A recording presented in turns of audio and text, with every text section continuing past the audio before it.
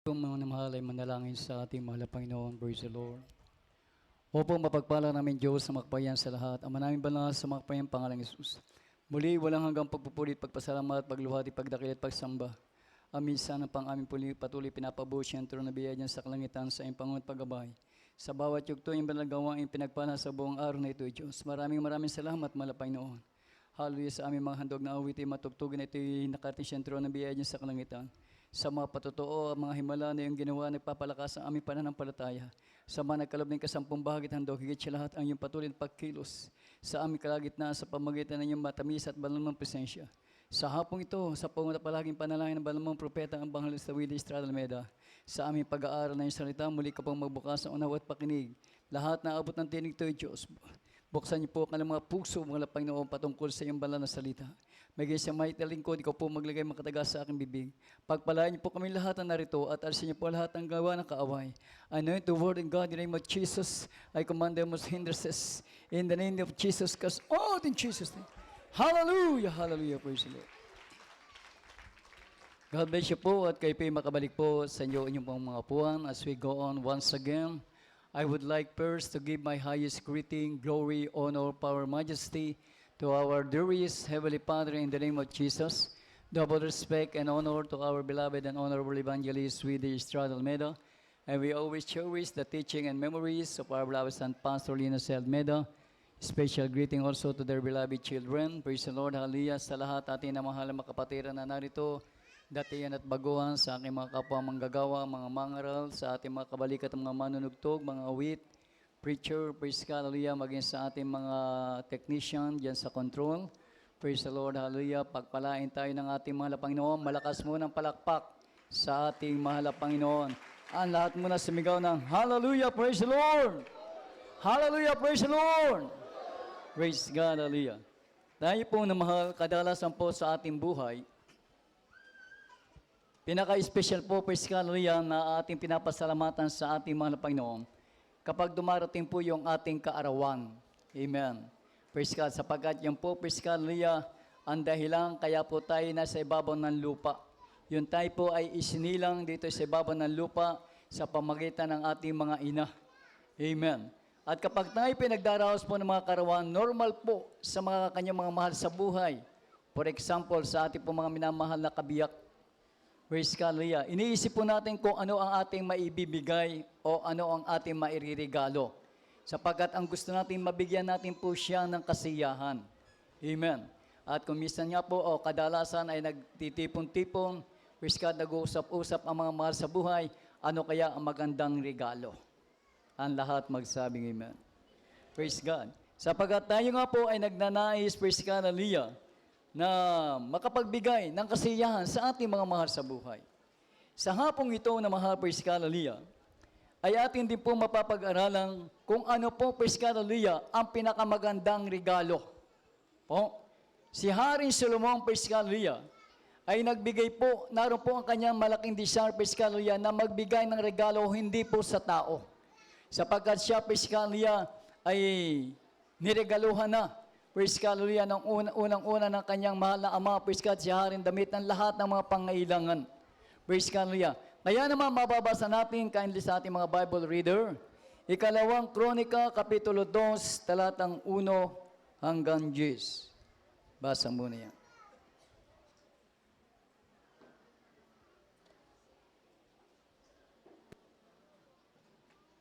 Second Chronicles chapter 2 verses 1 up to 10. Amen. Amen. Praise the Lord. Dito po sa maaklat na ikalawang kronika, talatang 2:1 hanggang sa 10, ganito po ang pagkasabi. Si Solomon nga ay nagpasya na ipagtayo ng bahay sa pangalan ng Panginoon at isang bahay ng kanyang kaharian. At si Solomon ay bumilang ng 70,000 lalaki upang magsipagpasan ng mga pasan at 80,000 lalaki na mga maninibag ng bato ng mga bundok at 3,600 upang mamahala sa kanila. At si Solomon ay nagsugo kay Hiram na hari sa Tero na ipinasasabi, kung paanong iyong ginawa kay David na aking ama at pinadalhan siya ng mga hedro upang ipagtayo siya ng bahay na matirahan doon. Gayon din ang gawin mo sa akin. Narito, aking ipagtatayo ng isang bahay ang pangalan ng Panginoong kong Diyos upang italaga sa Kanya at upang magsunog sa harap niya ng kamangyan na may mga mainam na espesya at maiukol sa palaging tinapay na handog at sa mga handog na susunugin sa umaga at hapon, sa mga sabat at sa mga bagong buwan at sa mga takdang kapistahan ng Panginoon naming Diyos. Ito ang utos ng Israel na magpakailanman. Ang bahay ng aking itatayo ay dakila sapagkat dakila ang aming Diyos kaysa lahat ng mga Diyos. Ngunit sinong makapagtatayo para sa Kanya ng isang bahay? Dangan sa langit at sa langit. Sa mga langit ay hindi siya magkasya. Sino nga ako na ipagtatayo ko siya ng isang bahay? Liban sa nagsugong laman ng kanyang sa harap niya.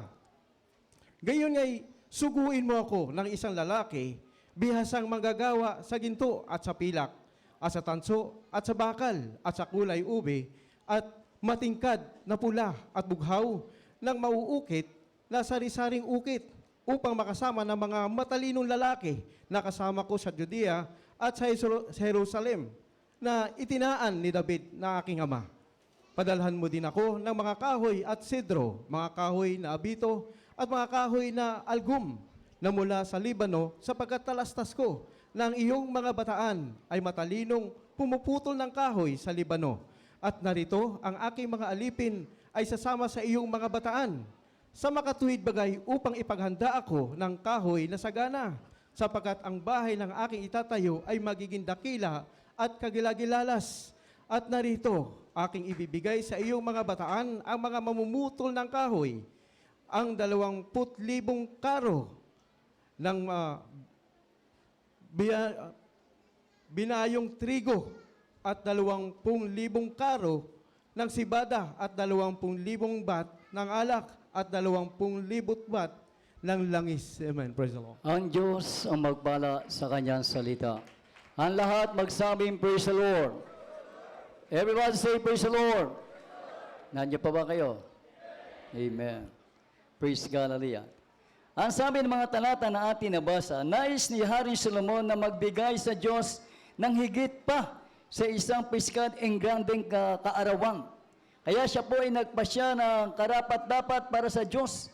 At alam niya napakadakila ng Diyos, kaya nais niya na ang pinakamaganda ang maitayo niya.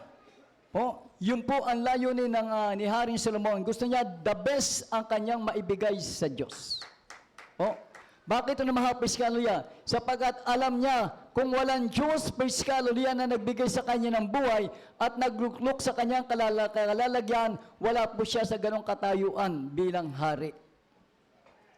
Po, kaya bilang pasalamat sa ating mga Panginoon, nag-isip siya ng the best, yung katanggap-tanggap na pwede niyang ibigay sa ating mahal na Panginoon. At yun nga po ay bahay ng ating mahal na Panginoon. In other words, maaring sa ating kapanahunan, bahay ng ating mahal na Panginoon, yung pong tinatawag na bahay sambahan. Amen. Praise God, hallelujah, na hindi po gusto niya po, hindi po ordinaryo yung pagkakagawa at materyales. Gusto niya ay kalugod-lugod, katanggap-tanggap sa bawat makakakita, sapagkat ang kanyang bibigyan ay ang ating mahal na Panginoon. Po, praise God, hallelujah. Sa atin naman pong buhay, ano po ang masasabi natin, praise God, hallelujah, na maaari nating maibigay sa ating mahal na Panginoon na the best, yung tinatawag natin pinakamagandang regalo.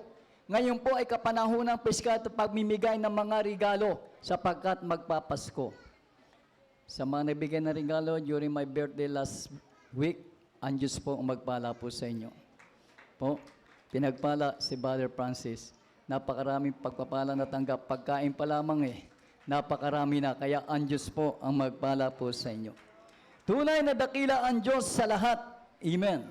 Sa dami ng ginawa niya para sa atin, nararapat lamang na ialay natin sa Kanya ang pinakamagandang maibigay natin.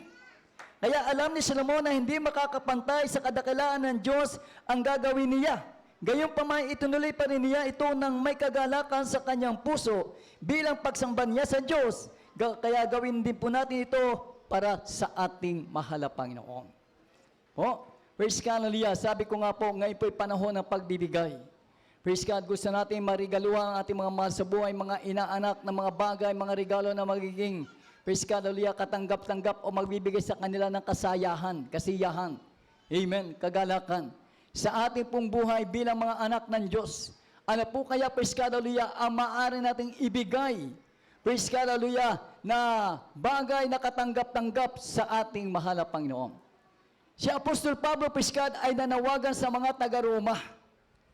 Praise God, hallelujah. Ang sabi niya, panawagan niya sa taga-Roma, praise God, hallelujah, present your body a living sacrifice, holy, acceptable unto God. Basa, Roma 12:1-2.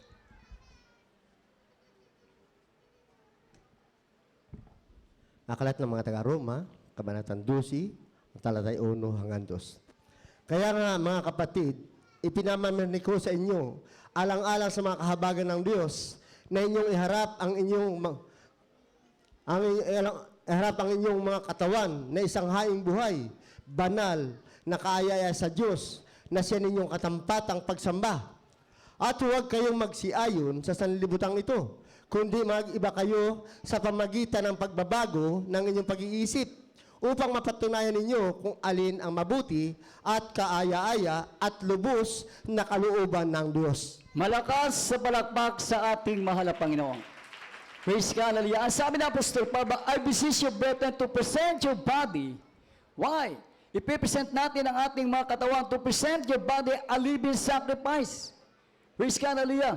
Po, living sacrifice, holy, acceptable unto God, which is our reasonable service.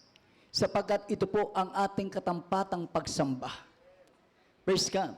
Kung hindi po natin ibibigay, praise God, yung ating katawan na katanggap-tanggap, kalugod-lugod sa ating mahal na Panginoon, na siya nating praise God, hallelujah, paglilingkod, hindi po natin lubusang magaganap ang kalooban ng mahal na Panginoon. Hindi po natin lubusang, praise God, mapapaluguran ng Diyos.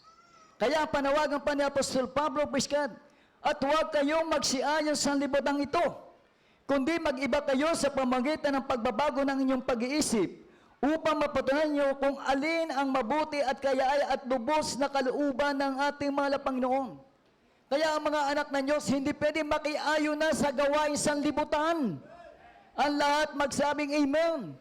Ang tawag po sa atin, born again Christian. Kapag sinabing born again, praise God, ipinanganak muli, bagong nilalang. Ang bago nilalang, praise God, hallelujah, ang luma ay lumipas na. Ngayon, pawang bago. Praise God, hallelujah. Kaya yung request ni Apostol Pablo, praise God, sa mga taga-Roma, praise God, hallelujah, ay may kalakip na pakiusap. Huwag kayong magsiayon sa sanlibutan ito. Tayo po, praise God, hallelujah, ay nasa sanlibutan pa. Ang ibig sabihin, huwag tayong makisaang-ayon, makipagkaisa, o tumulad sa gawaing makasanlibutan. Ang lahat magsabing Amen. Sapagkat maliwanag ang sabi ng Apostol Pablo pa rin sa mga taga-Efeso, ang iglesyang nadadalhin sa langit, praise God, hallelujah, kinakailangan banal. Walang kapintasang, praise God, hallelujah, kalagod-lugod sa ating mahal na Panginoon. Basa nga para hindi tayo Efeso 5:27. Dito po sa aklat ng Efeso Kapitulo 5, ang talatay 27, upang ang iglesia ay maiharap sa kanyang sarili na maluwalhati na walang dungis o kulubot o anumang gayong bagay, kundi ito'y nararapat maging banal at walang kapintasan. Amen. Ang lahat magsabing Praise the Lord. Napakaliwanag ang pagkakasabi ng mahal, that He might present to Him Himself a glorious church. Po, napakaliwanag upang kanyang pakabanalin, o rather, upang ang iglesia ay maharap sa kanyang sarili na maluwati. Po, maiharap sa kanyang sarili na maluwati. Yan. Hindi lamang po na maluwati na walang dungis o kalubugot o anumang gayong bagay, kundi ito'y nararapat maging banal at walang kapintasan. Kinakailangan po, praise God, hallelujah, ang mga anak ng Diyos, praise God, hallelujah, na ihaharap sa ating mahal na Panginoon pagdating ng araw ay wala pong kapintasan. Ang lahat magsabing Amen. Para na, napakahirap, praise God, hallelujah, tanggapin, walang kapintasan. Po, pero sa Diyos, walang imposible. Kapag ang anak ng Diyos ay gustong sumunod, praise God, po, wala pong dahilan. Sabi ka na matanda, kapag gusto, maraming paraan. Amen. Praise God, hallelujah. Narinig natin, praise God, hallelujah, glorious church, holy church, banal na iglesia. Tayo po, praise God, ang tunay na iglesia ng ating mahal pang. We are the real temple of God. Praise God, yung ating mga katawan, yung ating sarili. Praise God, hallelujah. Ito po ang ihaharap natin sa ating mahal pang Panginoon pagdating ng araw. Amen. Praise God, hallelujah. Kaya kinakailangan, ihandog natin, iharap natin yung ating katawan. Walang dungis, walang kulubot, walang mantsa sa harapan ng ating mahal na Panginoon. Yan po, praise God, hallelujah, ang hinihingi ng ating mahal na Panginoon. Praise the Lord, hallelujah. Kaya tayo po ay tinuturuan ng ating mga magulang sa ating mahal na Panginoon na mamuhay ayon sa banal na kasulatan, praise God, hallelujah, upang makasigurado tayo ng ating kanikanyang kaligtasan. Hindi lamang po, praise God, hallelujah, yung buhay sa langit ang pinag-uusapan dito. Amen. Ang lahat muna magsabing, praise the Lord. Praise God, hallelujah. Kapag tayo, praise God, hallelujah, isa pang paalala, sabi ng unang Korinto 6:9, kung di ako nagkamali, kapag tayo nasa kalikuan pa rin bagay, ang sabi diyan, ang lahat ng liko ay hindi magsisipagmana ng kaharian ng Diyos. Ang lahat magsabing amen. Praise God, hallelujah. Hindi lamang po pinag-uusapan dito yung pagiging liko ay pagmamana ng kaharian ng Diyos. Ang iyong panalangin na mahal. Dahil sabi ng Biblia, John 9:31, God heareth not sinner. Kapag tayo ay nasa kalikuang pang pangakaganapan sa ating buhay, tayo po'y mananatili sa kasalanan. Kahit ano pong paulit-ulit natin gawing panalangin, ang ating panalangin hindi po pakikinggan ng Diyos. Sapagkat maliwanag ang sabi, God heareth not sinner. But if anyone be a worshiper of God and do it His will, him He heareth. Amen. Tayo po, praise God, ay mga nanampalataya na, mga mananambanan ng ating mahal na Panginoon. Praise God, hallelujah. Pero kung kulang pa rin tayo o wala pa sa tinatamang standard, praise God, hallelujah, na hinihingi ng ating mahal na Panginoon, hindi pa rin po tayo makakatiyak ng ating panalangin ay tutugunin ng mahal na Panginoon. Pero dito, narinig natin na mahal. Ang kanyang mga mahal sa buhay, praise God, nag-o-offer na 100,000, magpa-opera ka na para ikaw ay mabuhay pa. Praise God, hallelujah. Pero ating napatunayan na mahal, praise God, hallelujah, sa ating pagsusumikap na maganap ang kalooban ng ating mahal na Panginoon. Praise God, pagdalo ng 3 times, pamumuhay na may kabanalan, pagtatapat sa pagbibigay, you're supposed to be, praise God, hallelujah, na o-operahan para siya ay mabuhay. Ano po ang turo sa atin ng banal na kasulatan sa pamamagitan ng ating beloved parents in the Lord? Is there any sick among you? Nagtatanong, meron bang may sakit sa inyo? Yung may sakit, praise God, hallelujah. Ano po, praise God, hallelujah, ang paalala sa kanya, is there any sick among you? Call the elder of the church and pray for them. Yung po, praise God, hallelujah, ang ginagawa ng mga anak ng Diyos na nakakasunod sa kalooban ng mahal na Panginoon. Meron po, praise God, tiwala sa salita ng ating mahal na Panginoon. Yung ating mahal na kapatid, praise God, hallelujah, nung siya ay lumapit sa matanda sa iglesia, sabi niya, Kuya, pag-pray mo naman ako. Bakit? Nagpa-x-ray ako, meron daw akong tama. Meron daw akong appendix, ready for operation. Pero ayaw kong magpa-opera. Dahil naniniwala ko, kaya akong pagalingin ng Diyos. Sa Diyos, walang imposible. Kapag nakita natin ang ating mga sarili, kalugod-lugod, katanggap-tanggap sa ating mahal na Panginoon, ginagawa natin ang banal na kalooban ng ating mahal na Panginoon. Sapagkat ang sabi nga, praise God, hallelujah, kapag nandun tayo sa paggawa ng kalooban ng Diyos, ang ating mga panalangin papakinggan ng mahal na Panginoon. Kaya hindi na kinakailangan, praise God, na be wise tayo, na maging matalino tayo. Amen, maging practical na tayo. Amen. Hindi lamang po kagalingan ng karamdaman ang involved dito.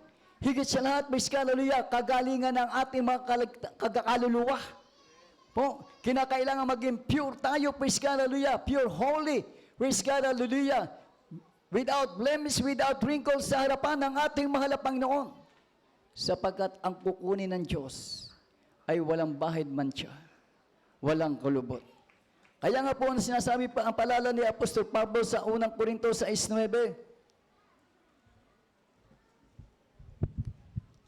Dito po sa aklat ng unang mga taga-Korinto, kabanatang 6, talatang 9. O hindi ba ninyo nalalaman na ang mga liko ay hindi magsisipagmana ng kaharian ng Diyos? Huwag kayong padaya, kahit ang mga mapakiapid, ni ang mga mananamba sa Diyos-Diyosan, ni ang mga ngalunya, ni ang mga nangambababae, ni ang mga mapakiapid sa kapwa lalaki. Amen. Tuloy ang basa. Ni ang mga magnanakaw, ni ang mga masasakim, ni ang mga manglalasing, ni ang mga mapagtungayaw, ni ang mga manglulupig, ay hindi mangagmamana ng kaharian ng Diyos. Amen. Ang lahat magsabing, praise the Lord. Take note. Hindi magmamana ng kaharian ng Diyos. Kaya, what is the Diyos ng ating pagdalo?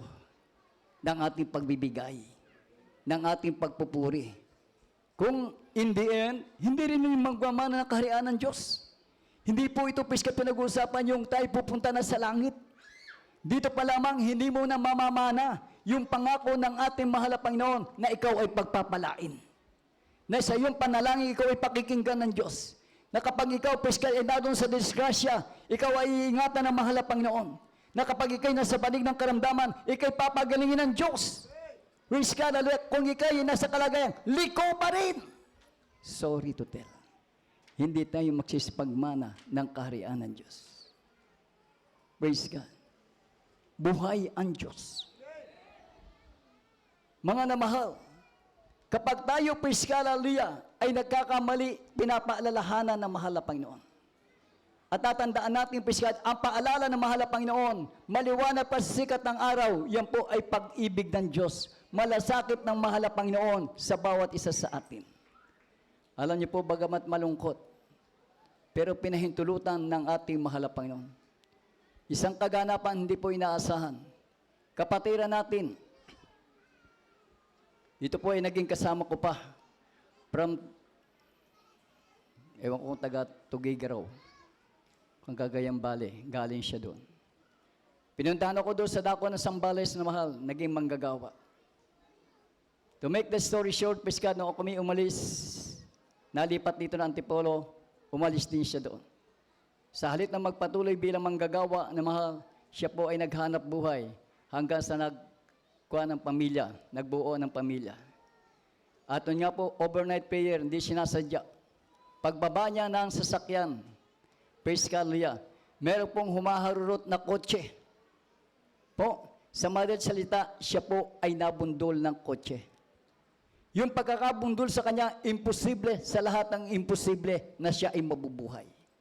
Sapagkat pagkabunggo sa kanya dito sa tagiliran na mahal, siya ay tumilapod. Siguro yung naka-accident sa kanya, gusto mag-hit and run, tatakbo. Pag-abante niya, Priscalolia, sinalubong siya ni Brother Bimbo. Ano po, pag ganyan, pag-abante, Priscalolia, si Brother Bimbo, pag ganyan, ano po ang nangyari? Yung ulo ni Brother Bimbo, Priscalolia, ay sumalpok doon sa windshield. Basag ang windshield, butas. Ang windshield na hal, kitang-kita, Priscalolia, na ulo ang pumasok doon. Pero, sasabihin ko sa inyo a million times, ang Diyos ay buhay. Ang Diyos ay totoo. Praise God.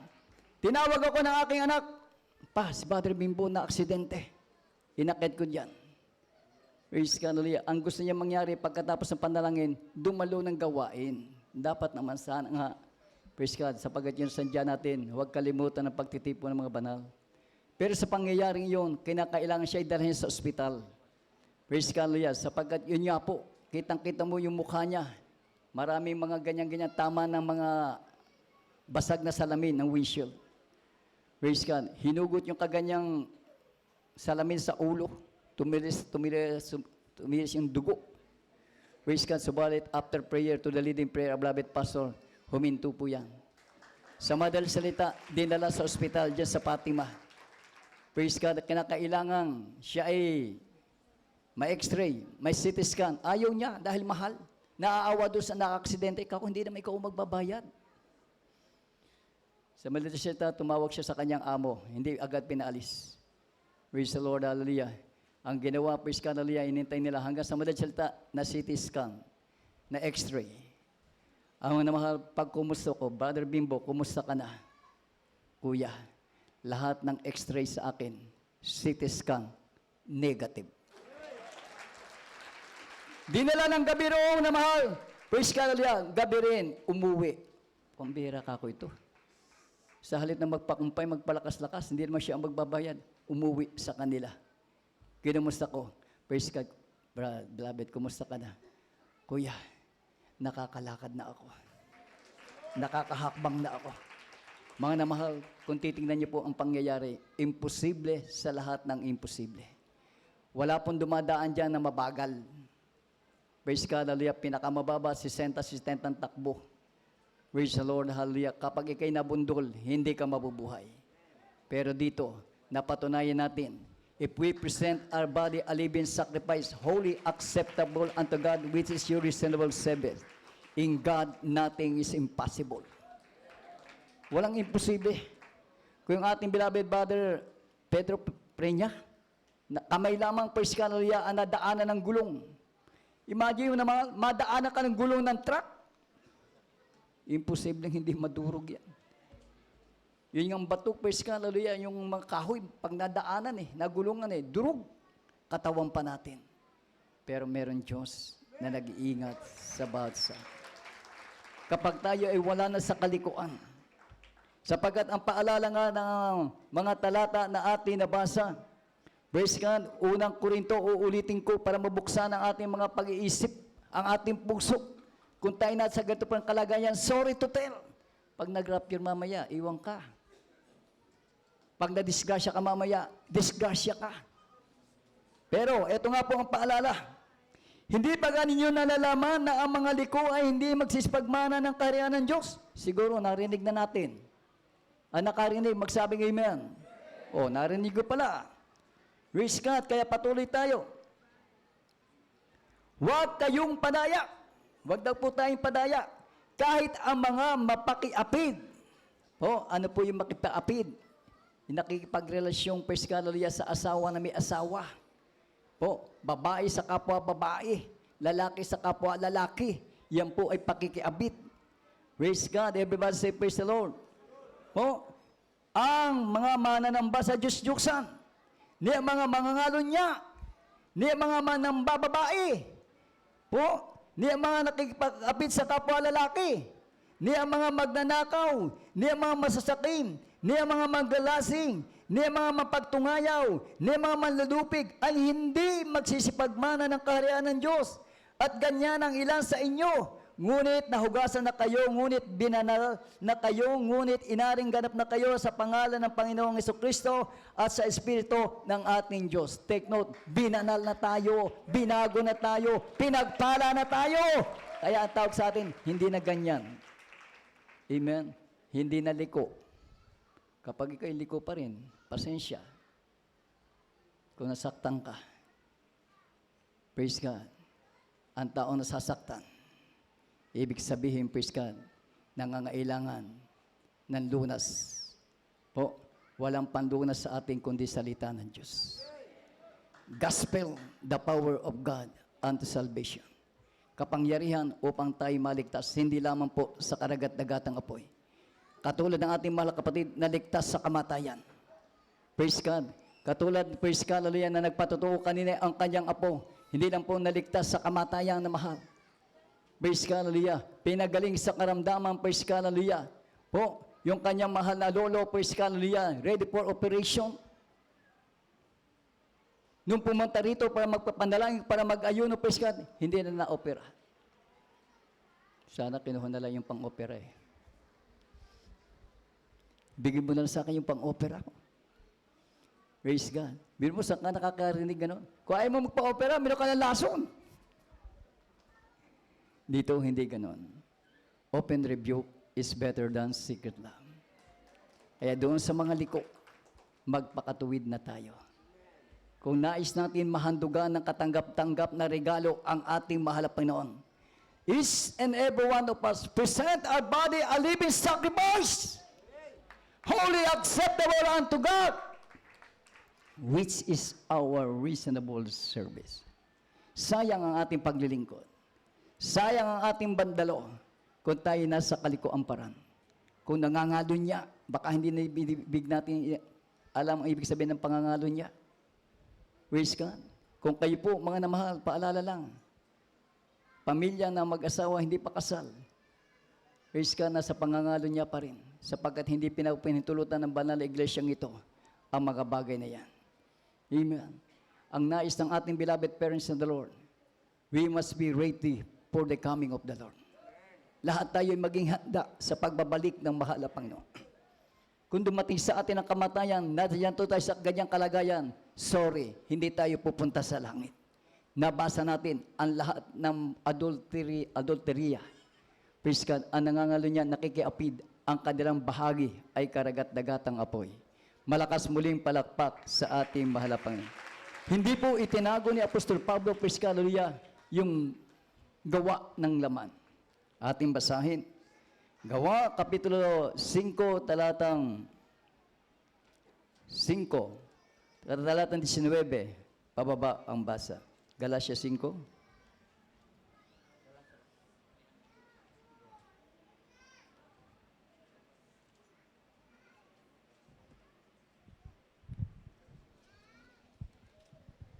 Dito po sa maaklat ng Galatia 5, 19, pababa ang basa. 5:19.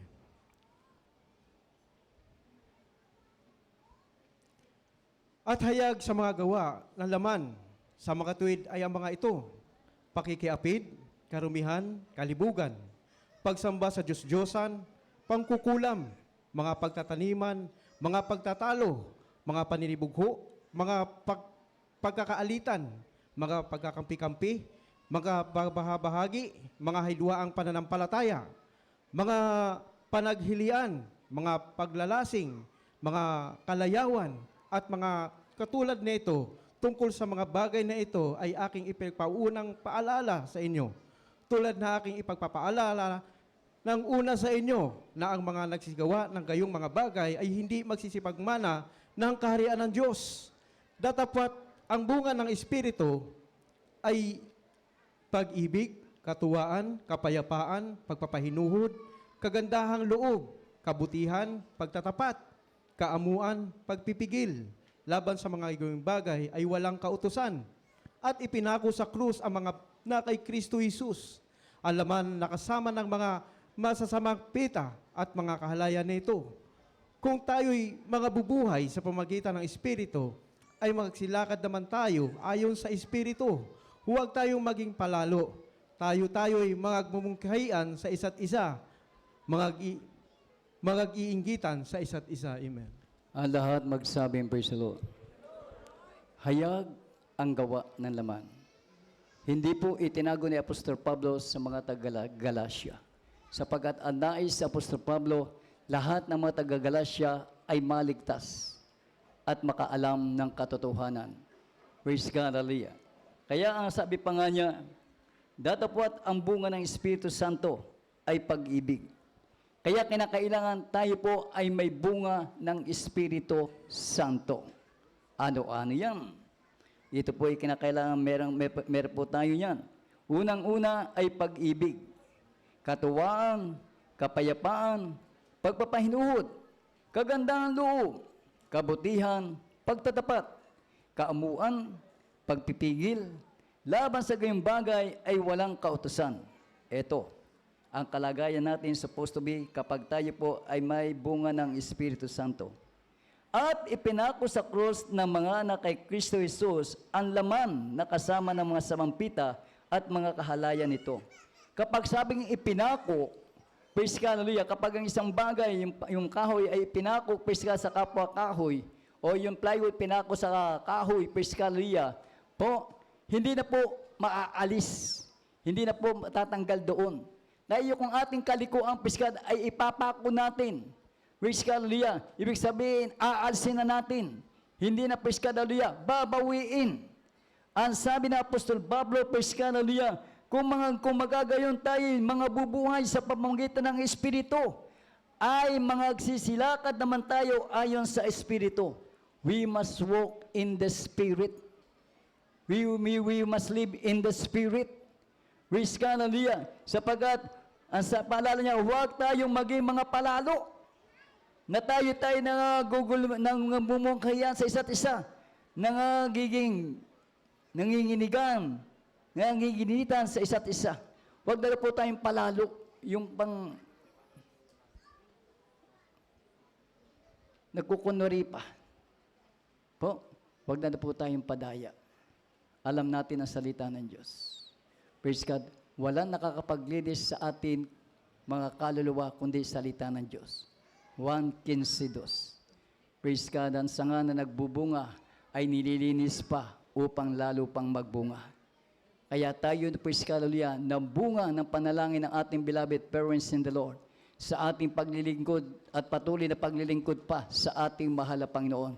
Patuloy tayong magbunga at magbunga, lalakad sa Espiritu, isang tiyak na bagay, lupa man sa ating buhay. Narito pa tayo sa lupa, langit na rin. Amen. Nakita po natin yung mga nagpapatotoo rito, o mga tumatayo rito. Dati-rati walang pag-asa ng na magandang buhay, masayang buhay sa kanilang pamilya. Pero nakita natin, narinig natin, praise God, na kapag ang Diyos ang kumilos sa ating kani-kanyang buhay, amen. Uulitin ko, lupa man, langit na rin. Praise God, kahit wala kang milyon, kahit wala kang libo, praise God, sabi nga ng isang kapatid natin, hindi na baling piso-piso, basta na kay Kristo. Amen. Sa ating kapanahunan, praise God, hallelujah, bagabat pandemic na mahal, pero gano'ng kabuti ang ating mahal na Panginoon. Walang tumayo rito na naghirap, walang makain, walang magastos. During na pandemic, praise God, nagulat nga kayo eh. Praise God, nagulat nga tayo kung kailang pandemic. Ako mo na mahal, praise God, mapuri mo ang Diyos. Siguro, 6 na linggo na, linggo-linggo, nagbabasbas ako ng bagong sasakyan. Praise God, hallelujah. Kahapon lang, mga mahal, lately lang, nagbasbas ako, praise God, hallelujah, ng bagong bahay. Sabi ko, meron ba akong pandemyang ganito? Praise God, hallelujah.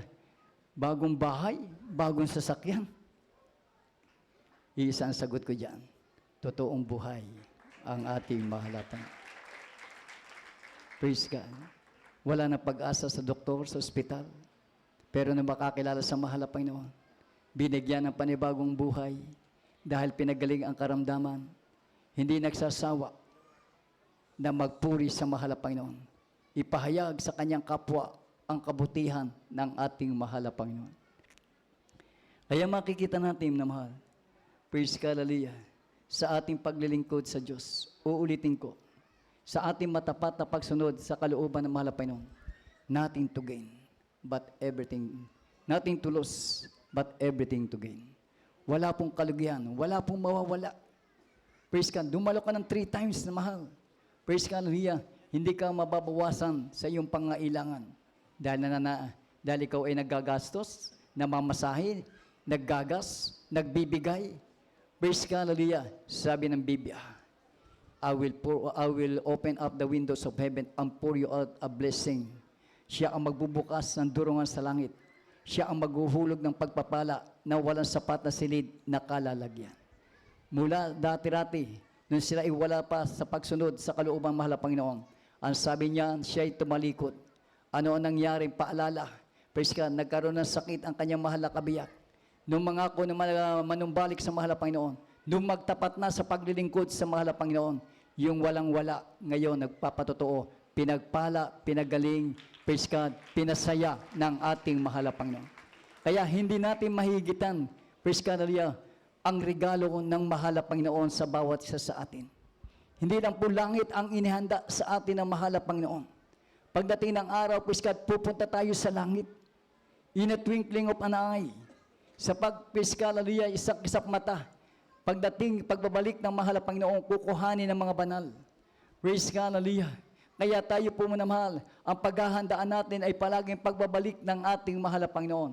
Hindi lamang po yung literal na pagbabalik. Praise God, anytime, any day, maaring dumating sa atin ang kamatayan. Praise God, sapagkat dito sabi ng Korinto, yung hindi mararapture, talagang kinukuha ni Lord. Po, nakakalungkot. Praise the Lord, hallelujah. Kaya kumbaga, mag-isip-isip na tayo. Naglilingkod din lang. Gawin na natin totoong lubos ang ating paglilingkod. Para sa rogadong langit, mamanahin natin ang buhay na walang hanggan sa piling ng ating mahal na Panginoon. Gawin nating espesyal na regalo, praise God, hallelujah, sa ating mahal na Panginoon, yung ating sariling at kanikanyang buhay. I-present natin, ihandog natin, praise God, hallelujah, kaya-aya, praise God, banal, at katanggap-tanggap sa ating mahal na Panginoon, sapagkat yun ang ating katampatang pagsamba. Praise the Lord, hallelujah. Kaya sasabihin ko nga po sa inyo, mapalad tayo sa lahat ng mapalad. Kaya sino nga naman hindi maglilingkod sa Diyos? Amen. Pumunta ka rito may problema, pag uwi mo, naiwan ng problema. Pumunta rito may sakit, may karamdaman, pag uwi, praise God, hallelujah, ang baong kagalingan. Pumunta rito, praise God, hallelujah, walang-wala. Niisip niya, walang-wala. Praise God, hallelujah, nagulat siya, bigla na lamang mayroong pong ginamit ang mahal na Panginoon. Amen. Ganoong katotoo ang ating Diyos. Kaya sabi ng Biblia, huwag tayong manghinawa sa paggawa ng mabuti. Po, praise God, hallelujah. Ang katanggap-tanggap lamang dito sa ating mahal na Panginoon ay yung ating ginagawang mabuti. Ang lahat ng liko, hindi po tinatanggap ng mahal na Panginoon. Kaya habang may panahon pa, kung tayo nasa kalagayang, praise God, na nasa kalikoon pa, sa pangangalan niya, praise God, hallelujah, huwag na natin sadyain ang pagkakasala. Sapagkat wala na natitirang handog kung sinasadya natin ang pagkakasala. Walang dahilan, ng mahal, para hindi natin gawin yan. Nasa atin lahat, praise God, hallelujah, ang pagkakataon para masaayos ang ating buhay. Ang layunin ng ating mahal na Panginoon, praise God, makapagbigay tayo ng ganap na kalugod-lugod sa ating mahal na Panginoon. Makapagregalo tayo sa mahal na Panginoon. At yun nga po, the best nating gift sa ating mahal na Panginoon, praise God, hallelujah, ay yung ating mga buhay, yung ating mga ikatawan, ay may handog nating kaaya-aya, katanggap-tanggap, kalugod-lugod sa ating mahal na Panginoon. Magandang hapon po sa inyo pong lahat. Tayo po muna umawit sa ating mahal na Panginoon. Praise God, hallelujah.